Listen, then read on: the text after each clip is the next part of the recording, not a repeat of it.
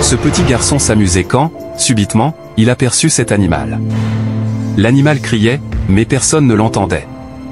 Le petit garçon, courageux, fit l'effort de bien observer l'animal. Lorsqu'il s'approcha et découvrit le visage de l'animal, il se retourna précipitamment tout en se cachant. Chers téléspectateurs, si vous n'êtes pas encore abonné à la chaîne, faites-le. Soudain, l'animal se transforma en une femme, ce qui poussa le petit garçon curieux à ne plus bouger, voulant voir ce qui allait se passer. La dame poussait exactement les mêmes cris que l'animal, sans savoir qu'un petit garçon l'observait en secret. Elle commença alors à se comporter comme une mendiante, demandant de l'argent aux passants. La dame avait une mission particulière à accomplir. Toi qui regardes cette vidéo, même s'il ne reste qu'une seule seconde, tu seras sauvé au nom de Jésus-Christ. Une jeune fille arriva, et en voulant déposer de l'argent dans le plastique de la dame, cette dernière lui attrapa la main et la transforma en poisson. Elle saisit le poisson, le mit dans son plastique et se dirigea vers un endroit discret où elle déposait habituellement les poissons. Le petit garçon, courageux et vaillant, ne cessa de surveiller ce que faisait la dame, car il se souvenait d'une vidéo qu'il avait vue un jour dans laquelle une personne avait transformé un homme en cochon. Sa mère lui avait menti en lui faisant croire que ce n'était qu'une mise en scène et que ce n'était pas réel. Et elle trouve la situation étrange. La dame revient s'asseoir à sa place. Et comme d'habitude, elle attend patiemment celle qui tombera dans son piège. Dieu seul sait ce qu'elle compte faire avec ses poissons, mais le petit garçon veut tout observer. Une deuxième personne passe par là, et en apercevant la dame, elle éprouve de la pitié et cherche rapidement une pièce pour lui donner. Et voilà.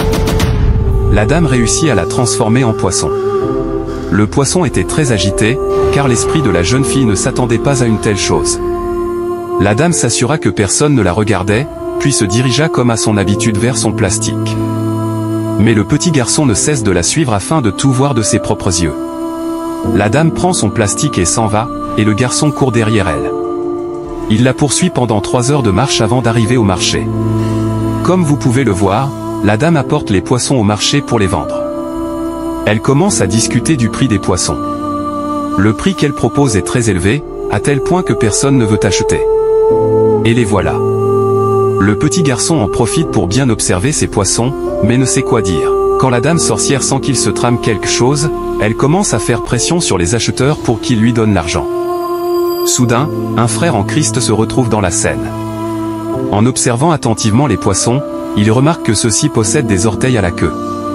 Ne sachant pas quoi faire, après une brève méditation, il s'approche du petit garçon, le salue et lui demande l'origine des poissons.